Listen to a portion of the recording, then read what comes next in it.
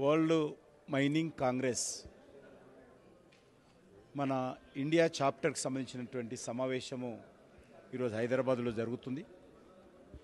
ఈ సమావేశానికి దేశంలోని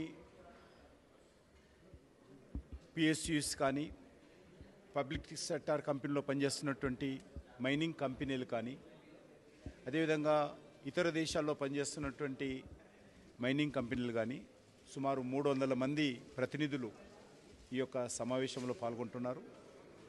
సుమారు 8 దేశాల నుంచి ప్రతినిధులు వచ్చారు. ముఖ్యంగా ఎవరైతే ఇండియన్ కమ్యూనిటీ విదేశాల్లో ఎక్కడైతే మైనింగ్ చేస్తూ ఉన్నారో వాళ్ళు ప్రధానంగా ఈ సమావేశానికి ఆహ్వానించడం జరిగింది. ఈ యొక్క సమావేశంలో ప్రధానమైనటువంటి ఎజెండా ఏదైతే మనం